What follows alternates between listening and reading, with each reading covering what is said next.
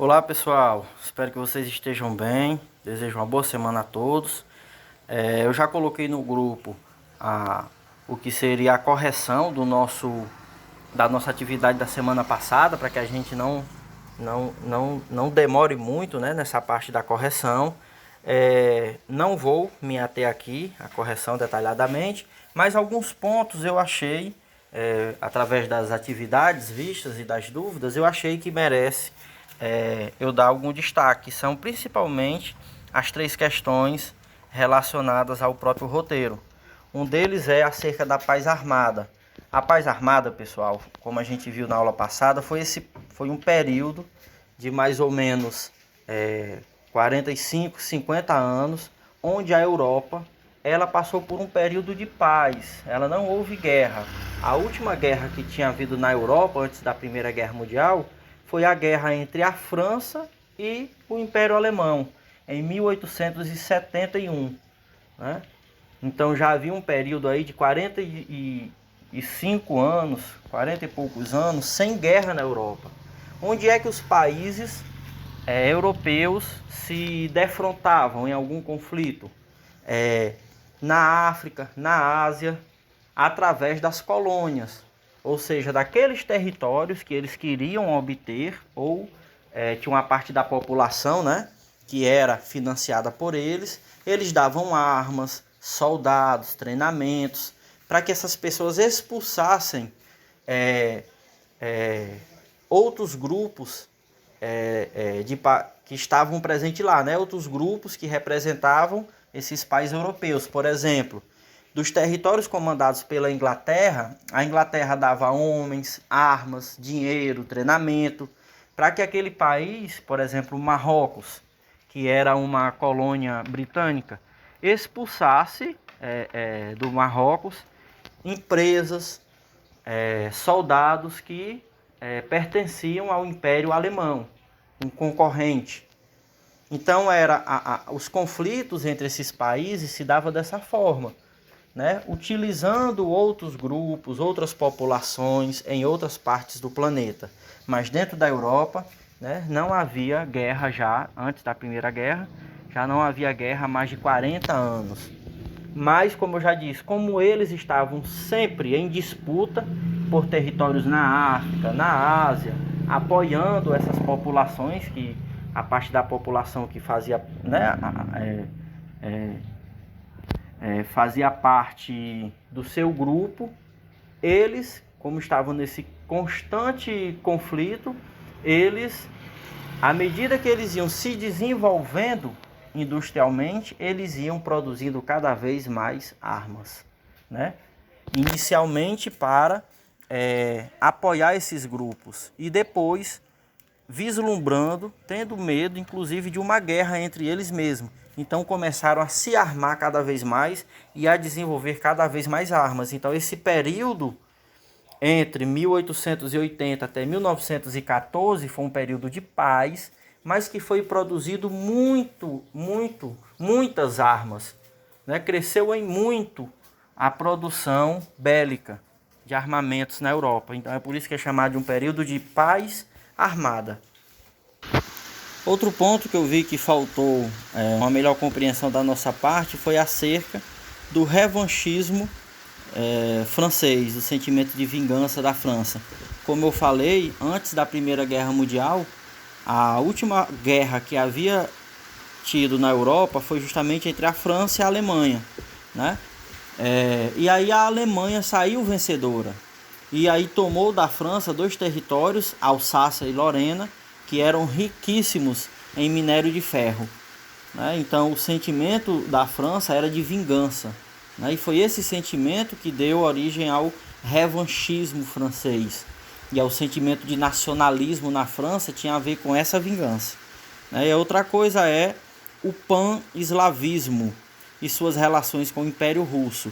Tudo que vem pan é defesa de algo, certo? Então pan-eslavismo era a defesa dos países eslavos, dos países que eram habitados por população de maioria eslava, que é um povo do leste europeu, e que aí muitos desses países estavam sendo ameaçados ou dominados pelo Império Austro-Húngaro, né? Então esses países, eles lutavam tanto pela independência do Império Austro-Húngaro, lutavam também para que esses países fossem reconhecidos como países independentes, e aí quem se colocava como protetor dos povos eslavos e desses países era justamente o Império Russo. Por quê? Porque os russos viam o Império Austro-Húngaro como um dos principais rivais na Europa, porque os dois impérios eram colados na época, certo? Então esses 3 pontos eu achei que ficou um pouco confuso na nossa mente. Espero ter explicado melhor, e aí qualquer coisa vocês me falam. A gente passa agora à exposição do conteúdo de hoje. Sobre a aula de hoje, nós vamos focar entre a página 63 e 67 do nosso livro de História. Alguns pontos já vistos por nós aqui, nós já vimos.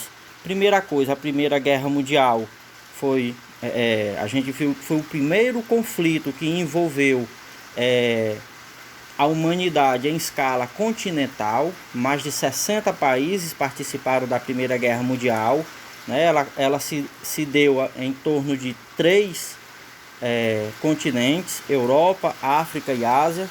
Ela teve uma duração de 4 anos, de 1914 até 1918. Os 2 principais grupos da Primeira Guerra nós já vimos, que foi a Tríplice Entente, Rússia, Inglaterra e França, de um lado. Do outro lado nós tivemos a Tríplice Aliança, Alemanha, Império Austro-Húngaro e Itália, né? Todos os outros países que fizeram parte da Primeira Guerra foram entrando em um desses 2 grupos, ou da Tríplice Entente, ou aliados, ou da Tríplice Aliança, né? Os avanços tecnológicos foram muitos produzidos nesse período. Foi aí que surgiu, a indústria foi toda voltada para a produção de armas, né? Metralhadoras, armas inauguradas na Primeira Guerra, como metralhadoras de grande repetição, tanques de guerra foi usado pela primeira vez, o uso de submarinos, navios bombardeiros, né? O avião foi utilizado pela primeira vez, morteiros, formas de bombardeamento, tudo isso foi utilizado de forma inaugural na Primeira Guerra Mundial. O contexto da Primeira Guerra nós também já vimos, que foi a disputa dos países imperialistas por mercados, né? Tanto o mercado de matéria-prima como o mercado consumidor. A gente viu já a questão da paz armada, de que forma eles vinham se armando em um período de paz na Europa. E a gente viu também, e vamos ver agora um pouco mais sobre, o estopim, o elemento que deflagrou a Primeira Guerra, foi o assassinato do príncipe herdeiro Francisco Ferdinando. Veremos hoje um pouco sobre as fases da Primeira Guerra Mundial, e a gente vai ver que a Primeira Guerra Mundial houve 3 fases centrais, né? A primeira fase, chamada de guerra de movimento, onde os exércitos estavam em movimento, disputando palmo a palmo do território. Um segundo momento, onde foi a chamada guerra de trincheiras, onde os exércitos se entrincheiraram, e aí a guerra cessou o movimento, pois cada lado ficava entrincheirado. Nesse período foi onde morreu grande parte das pessoas, tanto em combate como por formas de doenças, gripe espanhola, disenteria, várias formas de doença devido ao ambiente das trincheiras ser muito insalubre, lama, corpos em decomposição, animais. Então não tinha espaço para saneamento, né? Jogar fora os dejetos, tudo ficava ali em torno da trincheira, o que levou a muitas doenças e a morte de milhões de pessoas, de soldados. E um terceiro momento da guerra, que foi novamente de movimento. Por quê? Porque foi a partir do momento da implantação de armas modernas, como o tanque de guerra, que conseguiu invadir as trincheiras do inimigo, o avião foi utilizado para bombardeio, certo? As fases da guerra, como eu já falei, né? Nós temos 3 fases. A fase mais demorada foi a segunda fase, que foi a fase da chamada Guerra de Trincheiras, né? Nós temos a primeira fase de 1914 a 15, a segunda de 15 a 17 e a terceira e última fase, quando a guerra volta a se movimentar novamente, ser uma guerra de movimento, de 17 a até 1918. Eu quero destacar aqui também que o Brasil teve uma participação na Primeira Guerra Mundial, de forma tímida, mas teve, certo? Principalmente enviando suprimentos, borracha principalmente. Muitos coronéis no Brasil, chamados coronéis da borracha, enriqueceram, vendendo borracha para a Tríplice Entente ou para os aliados, Inglaterra, França, Rússia e depois até mesmo Estados Unidos. Também a questão de alimentos, minério de ferro, certo? O Brasil mandou algumas expedições, muito pouco, de soldados, né, que não entraram já no final da guerra, não participaram diretamente dos conflitos, certo? A guerra de movimento, que foi a primeira parte da guerra, né? Ela se dava pelo rápido deslocamento das tropas com o objetivo de destruir o inimigo, né? Nós temos aqui uma imagem da época da primeira fase de movimento, e aqui vocês veem um pouco de uma tropa totalmente destroçada, né? Alguém aqui talvez morto em condição muito grave, ferido na cabeça, outro corpo aqui sendo carregado ou gravemente ferido. Olha só as condições de resgate, né? A maca era um pedaço de pano. E por que isso? Porque tanto a Inglaterra de um lado como a Alemanha do outro estavam muito bem preparados para a guerra, estavam muito bem armados. Então levou a esse morticínio, né, de milhares de homens. Houve batalhas na Primeira Guerra Mundial de em um só dia morrer 90 mil ingleses, em um único dia, né? 90 mil soldados. Isso se dava já pelo uso da metralhadora, né? Então foi isso que levou ao segundo momento da guerra, onde os soldados foram levados a se entrincheirarem. Que foi a guerra de trincheiras, né? Aonde os soldados escavaram trincheiras a fim de se proteger das rajadas de metralhadora, se proteger das armas dos inimigos. E aí na guerra de trincheiras, que a gente já viu um pouco sobre elas, né? A vida nas trincheiras era insalubre. Elas eram tão mortais quanto as metralhadoras. Aqui nós temos uma foto de uma trincheira onde havia o corpus. Não tinha como você subir a trincheira para você jogar os corpos fora, né? Porque senão você ia ser alvejado por um atirador da outra trincheira inimiga. E aí os corpos ficavam em putrefação na própria trincheira. Isso, juntamente com a lama, ratos, levou vários soldados a morrerem de doenças infecciosas, como disenteria, infecção, vários tipos de infecção estomacal, infecção também dos membros inferiores, porque ficava imerso em lama, então ia infeccionando, abrindo feridas, né? Então essa foi a fase da guerra de trincheiras. Aqui nós temos outra amostra do que seria uma trincheira. Você vê que a trincheira nada mais é que um buraco no chão onde os soldados se locomoviam, né? As batalhas se davam aqui quando um grupo de soldados recebia a ordem de sair da trincheira e invadir a trincheira inimiga, que claro, todos eles morriam no campo enquanto se levantavam das próprias trincheiras, né? As metralhadoras ficavam posicionadas em cada trincheira para que qualquer movimento acima da trincheira, acima do solo, fosse... As metralhadoras geralmente ficavam a meio metro do chão, né? Então, mesmo que você conseguisse levantar, você seria alvejado por ela na região dos membros inferiores. Então, essa era a fase da guerra de trincheiras. Foi utilizado também, desde o início da guerra, armas químicas, como gases venenosos, como eu já falei. Alguns desses gases hoje são utilizados como venenos para rato, como é o caso do cianureto, ou mesmo gás lacrimogênico. Até os animais, como burros, que eram utilizados muitas vezes como força de tração animal, né? Puxando morteiros, puxando equipamentos, suprimentos para o campo de batalha até as trincheiras. Os burros também de cargas também eram colocados máscaras, né, contra os ataques químicos. Então foi a primeira vez que foi utilizado arma química para matar pessoas.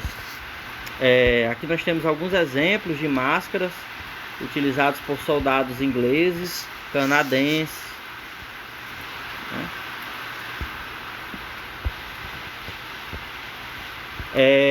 Alguns pontos importantes sobre a Primeira Guerra Mundial. Aqui nesse caso, sobre a terceira fase da guerra. Duas coisas muito importantes vão acontecer. Vai ser a saída da Rússia. Por quê? A Rússia vai sofrer um processo revolucionário em 1917. O imperador vai ser retirado do poder e substituído por um governo revolucionário que tinha um objetivo de criar uma sociedade que não fosse uma sociedade capitalista, né? É na Rússia que vai surgir a primeira experiência do século XX, a primeira experiência de um governo socialista, ao invés de um governo capitalista. Nós vamos estudar um pouco mais à frente, né? Então esse novo governo, ele assinou o Tratado de Paz com a Alemanha, até mesmo porque a Alemanha tinha capturado mais de 2 milhões de soldados russos, certo? Então eles queriam que esses soldados não fossem executados, assinou um tratado de paz com a Alemanha e a Rússia saiu da guerra. E a outra coisa foi a entrada dos Estados Unidos pelo lado da Tríplice Entente, ou seja, da Inglaterra e da França. Os Estados Unidos entraram primeiramente porque os Estados Unidos já eram o principal país que fornecia suprimento e arma para a Inglaterra e para a França. Foram assinados diversos tratados militares que tornavam os Estados Unidos um país extremamente favorável depois da Primeira Guerra Mundial. Os Estados Unidos passariam a ter posse de vários territórios, como também ia poder tomar de conta de grande parte do comércio que era realizado até então pelos países da Tríplice Aliança, como a Alemanha, como o Império Austro-Húngaro e como a Itália. Então os Estados Unidos viu que era muito vantajoso apoiar a Tríplice Entente e os Estados Unidos apoiaram pelo lado da França e da Inglaterra.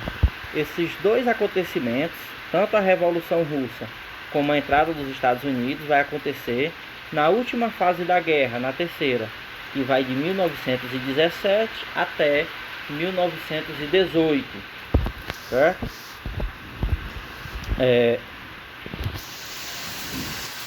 Eu quero destacar aqui um pouco a questão das mulheres. A propaganda de guerra passou a reconhecer a importância da mulher. Até a Primeira Guerra Mundial, as mulheres elas não eram permitidas ou vistas com bons olhos que as mulheres trabalhassem, saíssem do ambiente doméstico. E como os homens foram levados para o campo de batalha, milhões mortos no campo de batalha ou durante a gripe espanhola, que surge também durante a Primeira Guerra Mundial, matou tantos quanto a Covid-19 está matando hoje, isso naquela época. A mulher foi chamada a participar a trabalhar nas fábricas, né, produzindo aquilo que estava sendo necessário no campo de batalha, inclusive armas.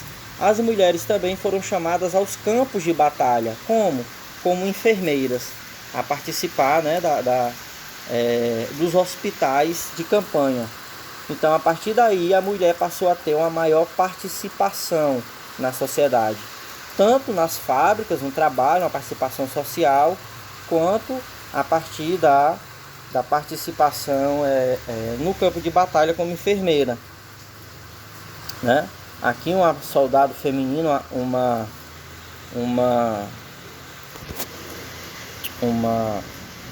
caricatura, né, inglesa. Aqui vários outros, né,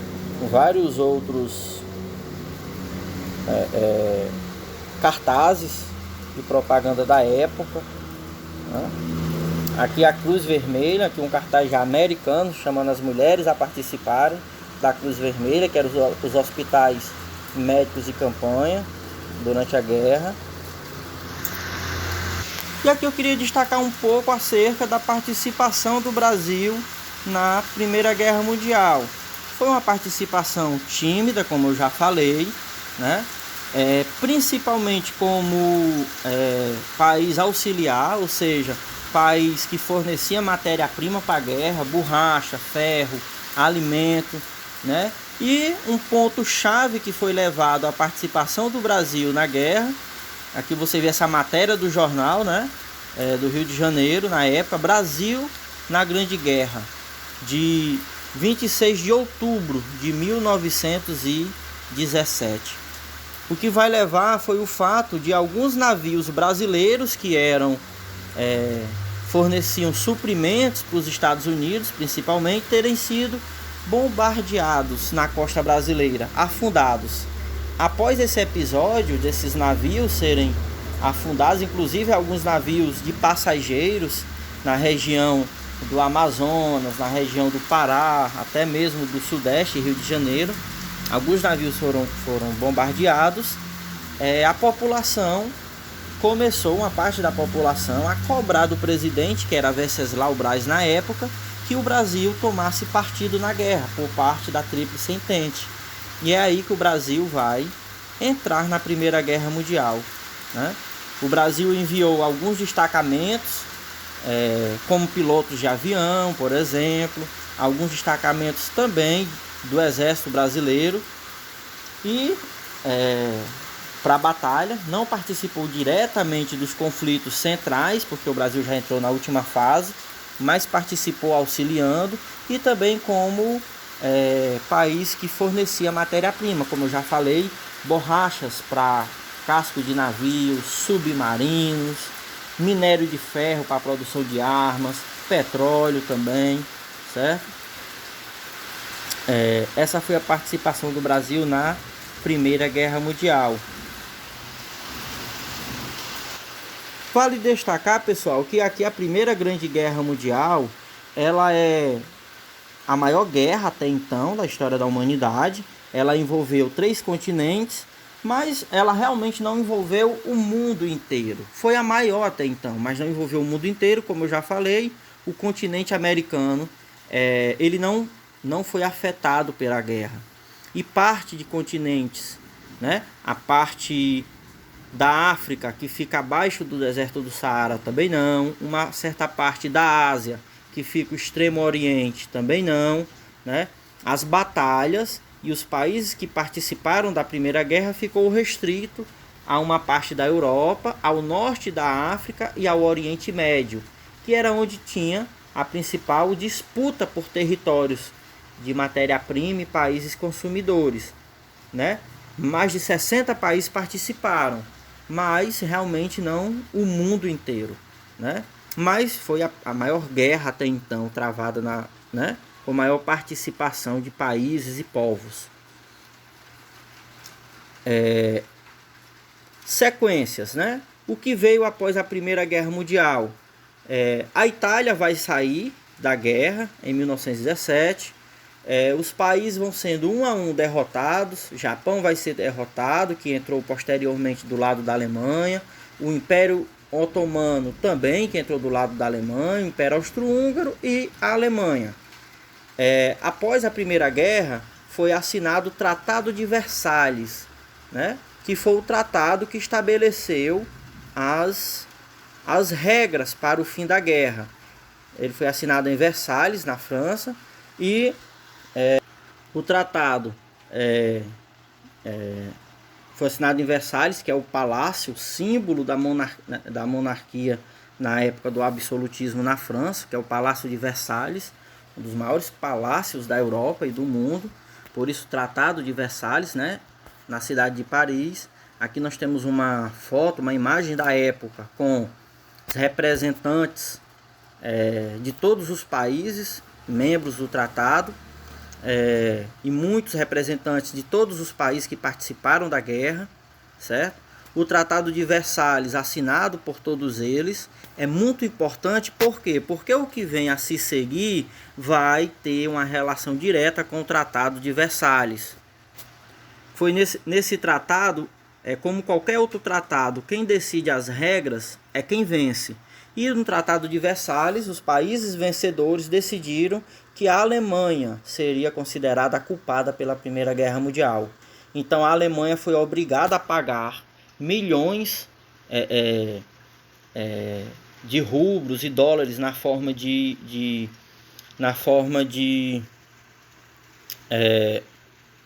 deixa eu ver se eu acho a palavra por aqui.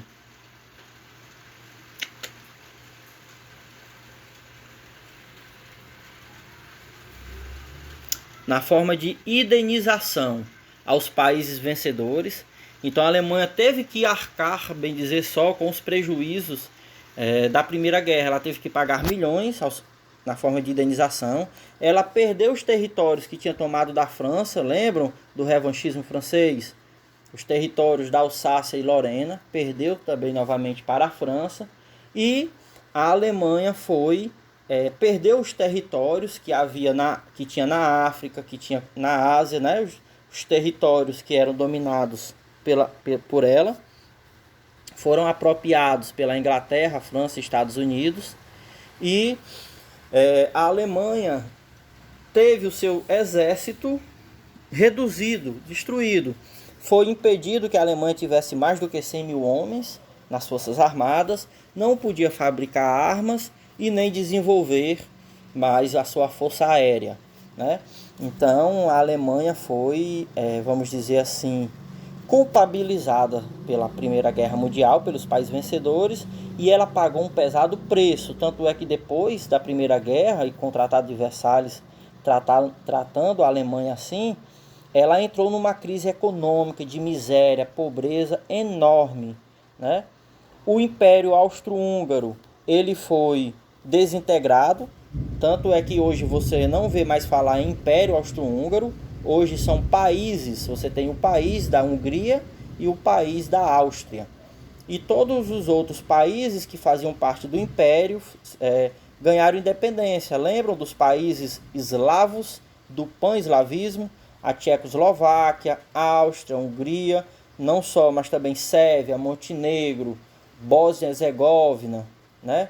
Macedônia e muitos outros que faziam parte do Império Austro-Húngaro o Império foi fragmentado, o que levou ao surgimento e o reconhecimento desses países, certo? Muito bem, o Tratado de Versalhes também tem uma coisa importante, que vai ser o quê? A criação, deixa eu ver se eu acho aqui,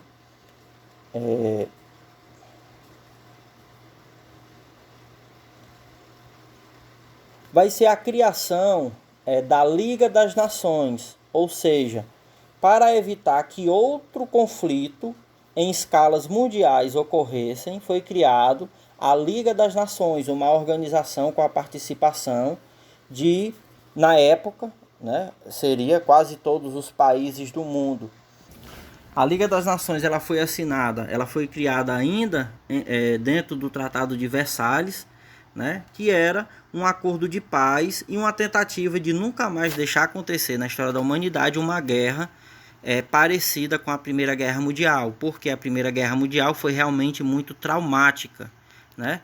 Morte de mais de 35 milhões de pessoas, né? De diversas formas. Mortes em larga escala, morte por doenças que surgiram durante a Primeira Guerra, como a gripe espanhola, que assim como a Covid-19 matou milhões de pessoas no mundo inteiro, né? Então, a Liga das Nações, ela é a mãe da ONU, que é a Organização das Nações Unidas, criada depois da Segunda Guerra Mundial. A Liga das Nações, ela surgiu com a participação inicialmente de 44 países, depois outros assinaram ela, né? E tinha o objetivo de promover a paz. Nós vamos ver que isso não deu muito certo, porque em um mundo regido, controlado pelo dinheiro, a paz não existe, né? O que reina é a competição, a ganância entre os povos, entre os países. E foi isso que levou, cerca de poucos anos depois, né? Mais ou menos 20 anos depois, 21 anos, a eclosão da Segunda Guerra Mundial, que nós vamos ver mais à frente. Mas aqui eu queria destacar a Liga das Nações, que era esse grupo de países com essa incumbência de manter a paz no mundo. Como eu falei anteriormente, a nossa aula de hoje ela vai focar entre a página 63 e 67, né? A gente, na semana passada, encerrou vendo que o ponto final para a eclosão da Primeira Guerra Mundial foi o assassinato do príncipe herdeiro do Império Austro-Húngaro, que foi o Francisco Ferdinando, em uma visita que ele fez a um país dominado pelo Império Austro-Húngaro, que era a Bósnia, na capital Sarajevo. E ele foi assassinado por um militante que queria a independência do país e dos povos eslavos. Então, a partir de então, foi aquele efeito cascata, efeito dominó. Como já havia sido feito de todas as alianças, tanto do lado da Tríplice Aliança como do lado da Tríplice Entente, e uma das cláusulas era o quê? Em caso de guerra, todos os outros países do tratado vinham em socorro do seu país membro, né? Assim, então todos os países europeus foram entrando em guerra, Tríplice Aliança versus Tríplice Entente, e todos os outros países que foram fazendo parte da Primeira Guerra foram entrando em um desses dois lados. E aí, o processo de deflagração da guerra é logo o primeiro tópico da página, né? As frentes de batalha serão duas. De um lado, o Império Austro-Húngaro e a Alemanha e Itália vão ter a frente ocidental aqui, a frente de batalha em verde, que vai se dar a luta principalmente contra a França e contra a Inglaterra, e uma frente de batalha oriental, que é essa daqui em lilás, que vai ser aonde a Alemanha, o Império Austro-Húngaro, e a Itália vai lutar contra o Império Russo. Então foram duas frentes de batalha, né? As fases da guerra, nós já falamos sobre essas fases da guerra. Ninguém imaginaria que a guerra fosse durar muito. Todo mundo dizia, a Inglaterra é o país mais rico do mundo, a Alemanha o país mais industrializado. Isso aí é coisinha, poucas semanas, né? No entanto, nenhum dos grupos, nem a Tríplice Aliança, nem a Inglaterra, a Tríplice Entente, foi capaz de subjugar ou de vencer definitivamente o outro lado. Apesar, como eu disse, de ter havido batalhas de morrerem 90 mil ingleses em uma única batalha, mesmo assim, a Inglaterra tinha tantos recursos, tanta indústria, tantas armas, que conseguiu se manter na guerra, né? E aí os dias se transformaram em semanas, as semanas meses. A fase inicial, que era de deslocamento das tropas, né, principalmente por ferrovias, trens, foi logo cessada pelo uso de armas modernas como morteiros e metralhadoras, e começou a segunda fase da guerra, que foi a Guerra de Trincheiras. Essa é a fase mais conhecida da Primeira Guerra Mundial. Inclusive, o nosso livro abre com essa imagem das trincheiras, né?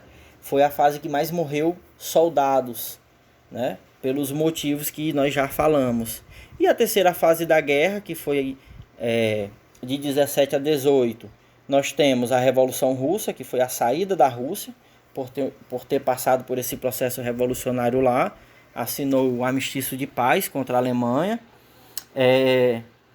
e a entrada dos Estados Unidos em 1917, pelo lado da Tríplice Entente, França e Inglaterra. E nessa fase da guerra, com o uso do submarino, navios de guerra, o tanque utilizado pela primeira vez pela Inglaterra em batalha, tudo isso permitiu um país atacar as trincheiras do outro país. Então não fazia mais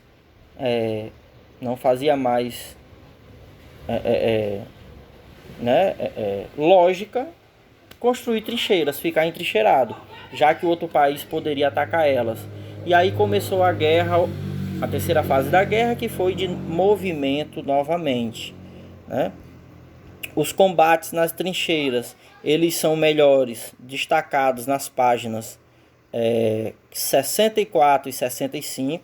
Muitos soldados chegavam a se alimentar de ratos, porque realmente não havia recursos.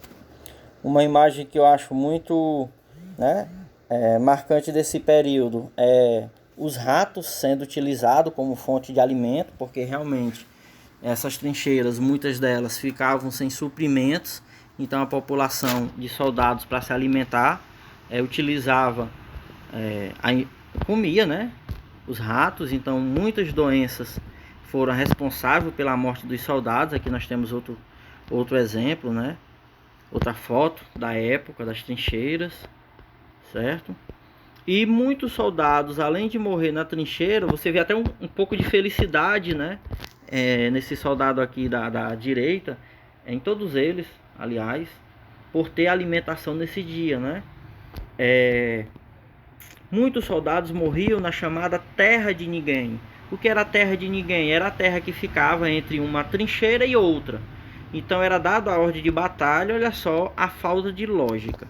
Os soldados subiam a trincheira e iam correndo às centenas e às vezes até milhares até a trincheira do inimigo. Esse chão, essa faixa de terra entre uma trincheira e outra era chamado de terra de ninguém, né? E aí era essa forma que milhares de soldados morriam, porque as metralhadoras estavam posicionadas do outro lado, né? E enquanto o outro lado podia matar esses soldados, eles estavam totalmente à mercê do inimigo. Então eram verdadeiras chacinas, né? Essas ordens de batalhas, esse período que eles iam correr pela chamada terra de ninguém, que era a terra entre uma trincheira e outra, né? Uma trincheira inimiga. Inclusive essas terras, além de verdadeiros lamaçais, elas eram totalmente cercadas por arame farpado, para não ter como o soldado nem sequer correr. Então imaginem só, muitos ficavam presos nos arames, né? Onde eram metralhados. E eram verdadeiros lamaçais, até mesmo para você se locomover era muito difícil, né? A chamada terra de ninguém, certo? Então essas duas páginas vêm tratando principalmente desse ponto, certo? Aqui temos o relato de um soldado que eu quero que vocês leiam, certo? E aí eu vou deixar para vocês lerem, que é na página 65, não é isso? Deixa eu confirmar aqui, página 65, isso. Sobre a vida no interior da trincheira, tá certo? E na página 66 nós temos a entrada dos Estados Unidos e a saída da Rússia.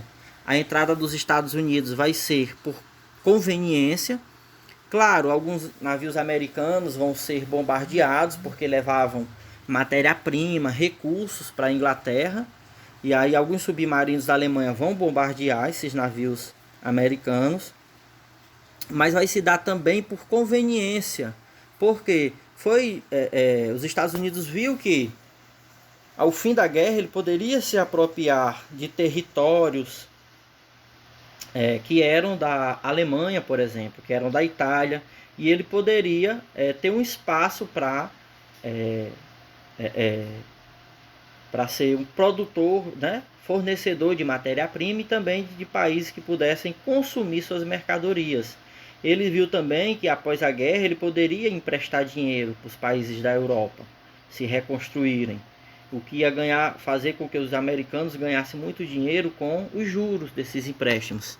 Então, todas essas possibilidades de lucro levou os Estados Unidos a entrarem na guerra pelo lado da Tríplice Entente, ou seja, da Inglaterra e da França.